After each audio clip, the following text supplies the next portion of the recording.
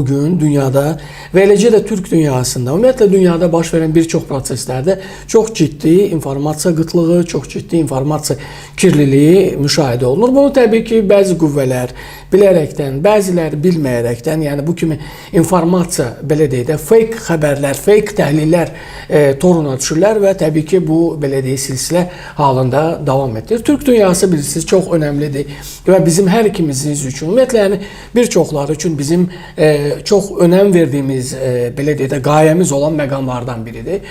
Buna, ümumiyyətlə, bir şey qeyd edeyim mövzuya keçmədən əvvəl, bilirsiniz, yəni, dünyada milli birliklər üzərə, milli ittifaqlar üzərə olan müxtəlif birliklər yaradılıb. Məsələn, Ərəb Birliyi var, Afrika Birliyi var, filan fişman. Amma məsələ ondadır ki, bu birliklərin hamısı istənilən hədəflərə çatmır. Çünki bu birliklər, əslində biz bunları təhlil etsək, araşdırsaq görürük ki, əslində bu birliklərin yaradılması başqa bir, belə deyək də, qruplara qarşı, başqa bir siyasi düşüncəyə qarşı, axına qarşı təsis olunan, qurulan birliklərdir. Amma Türk dünyası məsələsinə gəlincə isə, baxın, Türk dünyası bugün bir çoxlarının düşündüyü kimi sadəcə Türkiyədə, ən uzağı Balkanlarda başlayıb, belə deyək də, Doğu Türkistanda, yəni Çində bitəcək bir ərazi deyil. Türk dünyası gerçəkdən sözün əsl mənasında çox böyük bir ərazidir. Mən heç çəkinmədən, utanmadan bunu da qeyd etmək istəyirəm ki, baxın, Türk dünyası dedikdə biz bugün Rusiyanı da nəzərə almalıyıq. Rusiyada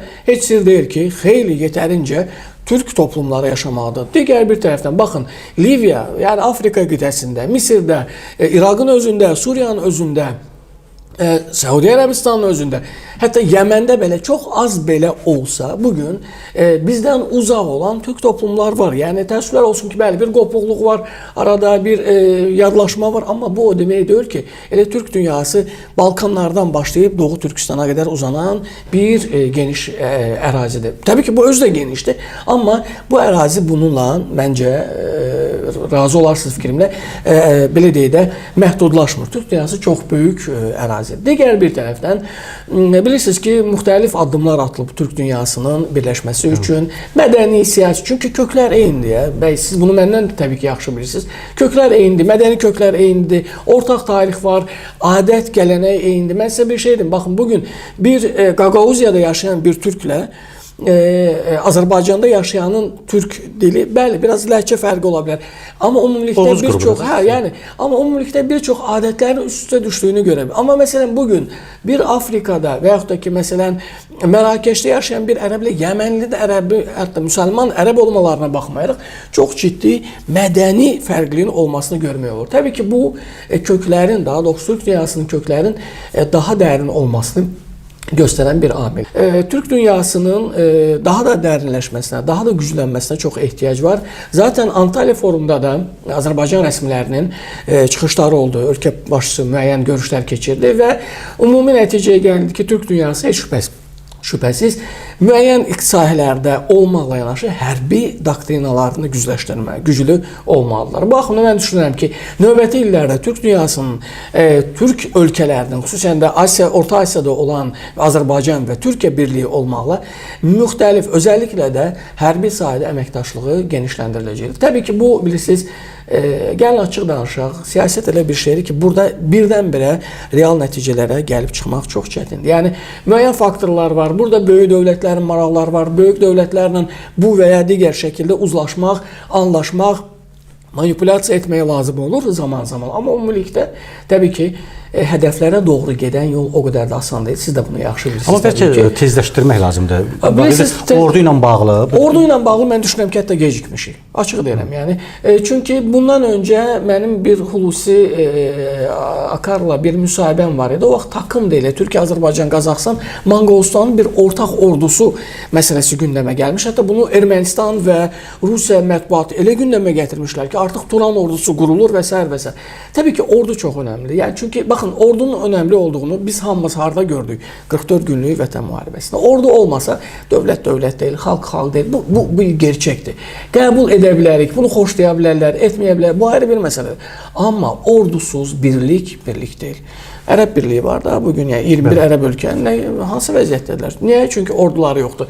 Hərəsi özünə görə güya bir ordudur, güya bir, belə deyək də, bir qurum yaradıb, amma baxanda görürsünüz ki, yəni mövzumuz bu deyil, amma bir İsraillə belə bu vaxta qədər yəni hər hansı bir addım ata bilməyiblər, yəni işğalın qarşısını ala bilməyiblər. Bu ayrı bir mövzudur. Amma demək istədiyim nədir? Demək istədiyim odur ki, ordu faktoru çox önəmlidir. Bəli, gec qalmışıq, amma bu gec qalmaqlar da yəni bizim istəyimizdən dolayı qaynaqlanan problemlər deyil. Yəni müəyyən yenə qeyd etdiyim kimi, baxın ətrafımızda çox ciddi, böyük və sözün açılmış mənasında aqressiv dövlətlər var. Yəni ad çəkmək olarsa mən adları çəkim. Çindir, hər nə qədər bizim iqtisadi Türk dünyası ilə hardasa ortaq keçən maraqları ola bilər.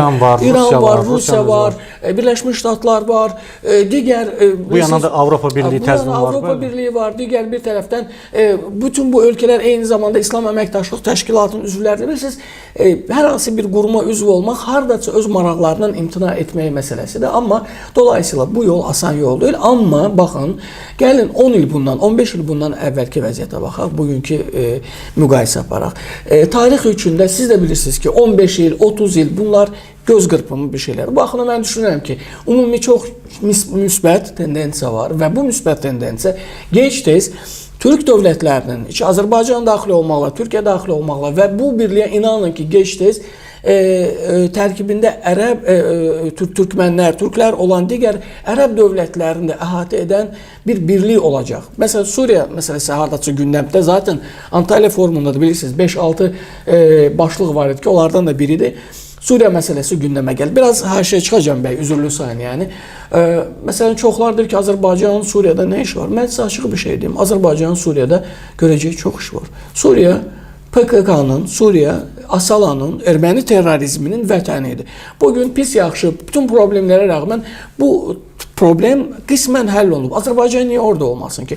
Azərbaycan niyə Suriya türkmənlərinin yanında olmasın? Niyə Suriya türkmənlərindən bizim bir könül bağımız var? Yəni İraq türkmənləri, Suriya türkmənləri. Dolayısıyla bizim orada gəlməsə, bugün PKK-nın və ya dırnaqarası Suriya demokratik güclərinin nəzarətində olan ərazilərdə nə var? Neft var. Azərbaycan neft çıxarma təcrübəsi var, var.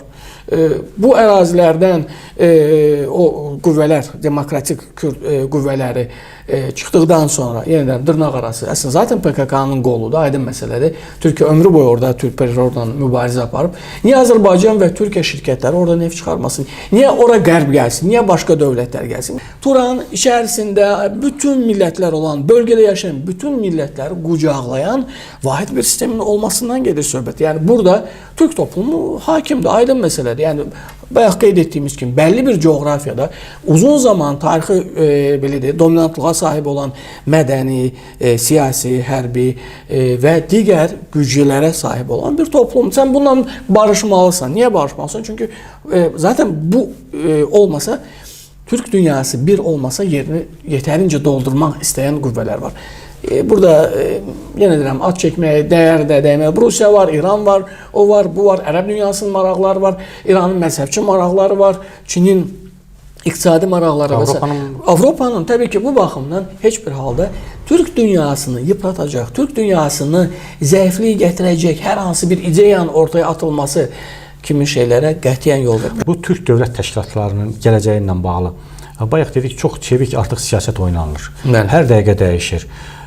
Biz məsələn vaxtaşırı bu informasiyaları sevə-sevə veririk. Ortaq Türk tarixi kitabı hazırlanır, ortaq xəritələrimiz hazırlanır. Amma biz bunu praktik olaraq ortada görmürük. Deyəcəydim. Görmürük. Bunun məsələn dövlət başçıları görüşür, nazirlər görüşür, protokollar imzalanır. Amma bu xalq o tabana yansımayıb belə deyək də. Yansımır bizə. Ona görə bir-birimizdən uzaqdır. Sizcə Türk dövlət təşkilatları bu yaxın 5 illik, 10 illik stratejisi hansı yöndə olmalıdır, hansı addımları atmalıdır və bir də biz tez-tez deyirik ki, bu Türk dövlət təşkilatları mədəni birliyimizdir falan. Artıq buna bir siyasi, məsələn NATO kimi, Avropa Birliyi kimi, Avropa Şurası kimi bir qərarlılıq verib bu yola davam edə bilərim və bu hadisələr, bu Kipr məsələsi buna yön verə bilərmi ki, biz bunu artıq ciddiləşdirək? Bir çox şeyləri o etmək olar. Məni üzən ən başlıca məsələ ondan ibarətdir ki, türk dili hələ də BMT dilləri arasında deyil. Bizdə 6 əsas dili var, ərəb dili var məsələn, hələ türk dili orada yoxdur. Yəni bu çox ciddi problemdir. Əgər biz bunun üzərinə gələ bilməmişiksə, ortaq demirəm ortaq türk dili olsun. Bu mümkün deyil. Bəli, ortaq bir ləhcə ola bilər. Zamanında bu şeylər danışıldı. Amma bunu eləyə bilməmişiksə, demək ki, çox ciddi problemlərimiz var. Bu problemlərə bəli, həll istiqamətində işlər aparılır, amma birinci, heç bir şübhəsiz türk dili, istər Türkiyə türkçəsi olsun, istər yəni böyük ehtimal ki, Türkiyə türkçəsi olacaq. Mən o düşüncədəyim. Əgər BMT dili seçiləcəksə, o olacaq.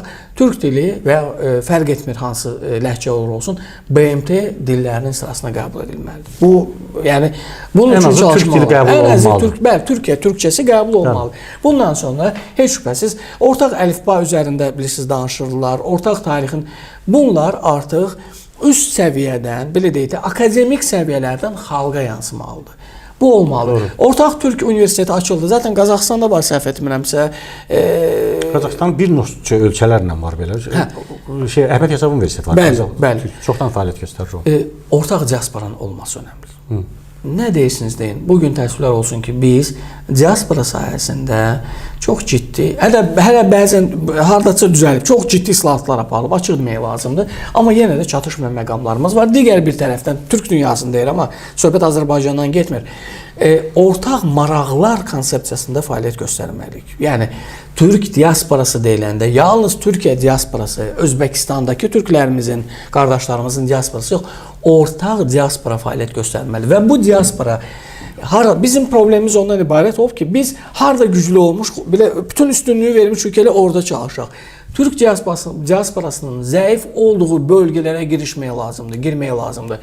Ərəb ölkələrinə girməyə lazımdır, fərqli bölgələrə girməyə lazımdır. Vahid ad altında, vahid konsepsiya altında yeri gələrsə Avropaya girməyə lazımdır. Zaten Avropada, Almaniyada var, bəlli ölkələrdə biraz azdır, amma orada da təəssüf olsun, siz bunu bilirsiniz, daha parçalanmış, şaxələnmiş vəziyyətdədirlər. Bu şeylər olmadıqca biz real nəticəyə gələ bilməyəcəyik. Yəni mən ağıllı görsənib də Türk dünyasını tənqid etmək fikrim yoxdur. Amma bu belə deyək də ən üzdə olan problemlərdən biri. Təbii ki, digər problemlər varmı? Varmı? Xalq diplomatiyası işləməlidir. Mən sizə bir kiçik misal vermək istəyirəm. Bəlkə də güləcəksiniz bu misala. Türkiyədə Rus xalq diplomatiyası çalışır. Bilirsiniz bu nə? Rus gəlinlər diplomatiyası. Bəlkə də razılaşmazsınız. Yəni Rus gəlin diplomatiyası bugün Antalya'da çalışır. Çalışırmı? Doğru. Niyə? Yenə də bu elə bir şeydir ki, bu bir gündən olan bir şeydir. Amma konseptual olaraq Rusiya buna yaxınlaşıb. Rusiya buna bir siyasi hədəf kimi yaxınlaşıb. Rus gəlin diplomatiyası. Bundan ermənilər də istifadə edir. Bundan ermənilər də istifadə edib. Mən demirəm ruslarla bunu eləyək və yaxud da ki, məsələn, Allah qorusun ermənilər. Yox.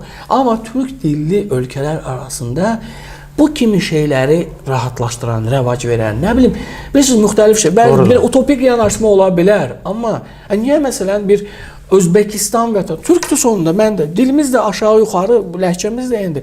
Niyə bu evliliklər olmaz?